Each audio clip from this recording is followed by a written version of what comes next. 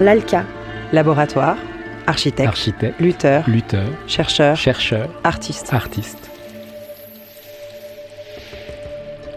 Les récits de ville sont une tentative de troquer les lignes trop droites de la ville contre un regard, un vécu, une histoire.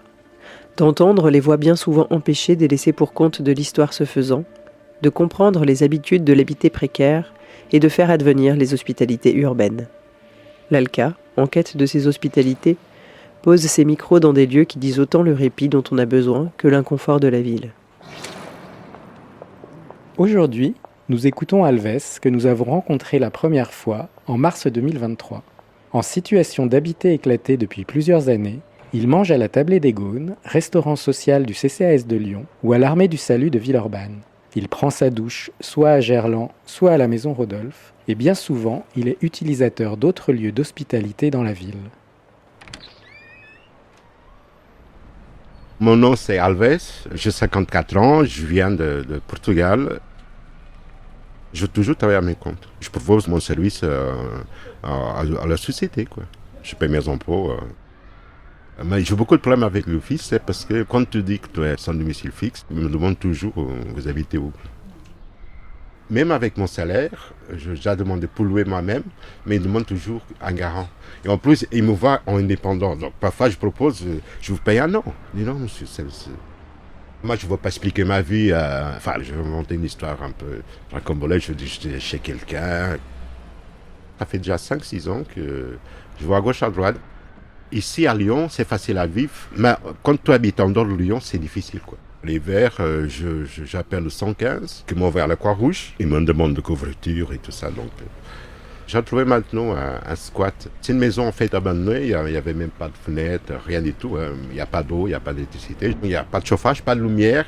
Je dois mettre un placard sous les fenêtres parce que sinon l'eau est en dedans. Quand tu prends ton vêtement, tout sent de l'odeur. Parce qu'il y a des chiens, il y a des chats qui passent. Enfin, le tapis, tout fait comme ça, la poussière, ça monte. Il y a des araignées partout. Enfin, je nettoie un petit peu. Pour me laver, c'est de bouteille d'eau que je ramène dans le litre, en litre humide. En fait, c'est juste 4 murs et voilà, quoi. Et c'est pour ça que je me permets de me mettre dans un sac couchage. Même si je dors par terre, on s'en fout. Je vis un peu comme les Indiens. Enfin, je pense que les Indiens, ils avaient plus de confort que moi. Parfois, je pense qu'il y a des gens qui sont en plus de difficulté que moi. Le fait d'avoir un toit déjà, que je ne sais pas sous une tente, ça me donne déjà un avantage. C'est bête peut-être, hein, par rapport à certains qui n'ont même pas... Je me sens plus... je sais pas. Même si je n'ai pas le confort, et tout ça, tu vois, mais je sais que la nuit, je rentre chez moi, oui, c'est une façon de dire, mais j'ai déjà rêvé de me faire agresser. Je ne sais pas, mec, que j'ai peur de... C'est pas ça. Je me réveille beaucoup, avec un petit bruit, tac, et après, c'est un rêve, c'est pas... J'étais dedans, c'est une bagarre, quelqu'un truc... Et après, je n'arrive plus à dormir, quoi. Je dois, moi-même, mentalement, descendre, penser à autre chose, positive, tu vois, tac. Parfois, quand je me réveille, je me dis, où je suis, comment je tiens ça, quoi. Et je suis content avec moi-même parce que je n'ai pas pété un câble. Je ne suis pas devenu, furieux avec la société, avec les gens. Moi, je suis affecté.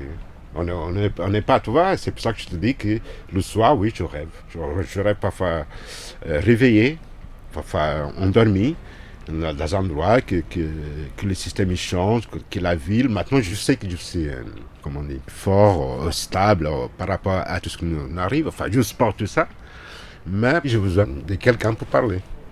Parfois, je pleure, hein. Tu comprends, je veux dire, la nuit, parce que, voilà, t'es tellement débordé, voilà, je suis très émotif. Donc, voilà. Je sais que la moitié des gens qui sont à la rue, ils se sentent invisibles en fait.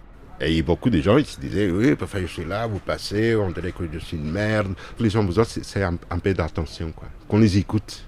Parce qu'en fait, on se sent, excuse-moi le mot, pire qu'un chien. Hein. Et après, ils n'ont plus de rêve, quoi. Ils se donnent plus d'opportunités de rêver. Et quand tu es à la rue, même si tu es 4 ou 5, dans une tente, n'importe où, tu as la solitude. Au 115, tu te réveilles, je sais pas, 6h, 6h30, tu es déjà à la rue, tu es là, il n'y a rien qui s'est ouvert. Il y a moitié des gens, ils ne veulent même pas t'écouter. Hein. Et je comprends. Parce qu'eux-mêmes, ils ont déjà leurs problèmes. Qu'est-ce que tu as vu? Est-ce qu'une maison, ça te suffit? Est-ce que tu veux habiter tout seul? Est-ce que tu es capable d'habiter dans un foyer? Enfin, parce qu'un foyer, c'est difficile. C'est tout le monde, c'est compliqué. Mais ça permet aux gens de rêver. Et rêver, c'est quoi? C'est de penser à une opportunité, de changer sa vie. Ça fait partie de notre système. Hein. C'est humain. Ça nous permet aussi de nous calmer, pas seulement nous projeter, mais nous calmer nous-mêmes. C'est une espèce de médicament. On n'a pas besoin de rêver d'un palace, ou de gagner un loto, je sais pas quoi, c'est pas ça, tu vois. Mais le rêve, en fait, et quand on parle d'une habitation, c'est juste pour avoir la dignité humaine. C'est d'avoir le minimum. C'est déjà le suffisant pour avoir une espèce de dignité et toi-même te respectes à toi-même. Après, rêver, c'est pas cher et ça fait même du bien parce que ça nous donne l'espoir. Une fois, je rêvais que j'étais avec mes enfants, qu'on a fait un voyage. Je ne sais pas où, quel pays. Hein. On était dans la campagne. Je savais ma condition que j'étais, mais je n'étais pas dans un truc salope, quoi. J'étais dans un truc bien. En fait, j'avais une chambre. Je me sentais bien. Et c'est là que je réveille. Et au matin, je dis merde, je suis là. C'est bon de rêver, mais quand tu tombes dans la réalité, c'est violent parfois. Quand tu es tout seul, ça arrive souvent, je pense. J'ai eu beaucoup de chance de voyager en plusieurs endroits du monde. J'ai vécu au Brésil pendant 4-5 ans. J'ai connu beaucoup de cultures différentes. Et c'est ça qui me manque, c'est ça qui me fait rêver en fait. Plus de qu'avoir une maison. J'utilise beaucoup la bibliothèque pour me maintenir à niveau. Hein.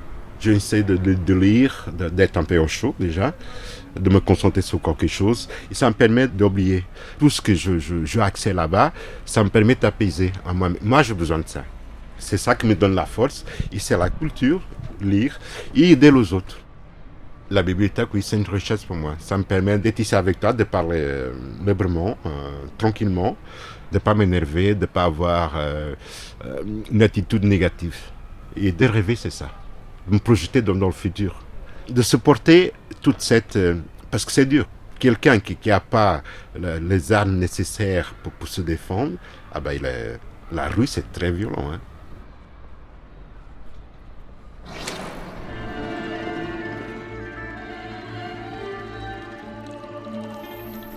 Retrouvez tous les sons sur l'alka.org.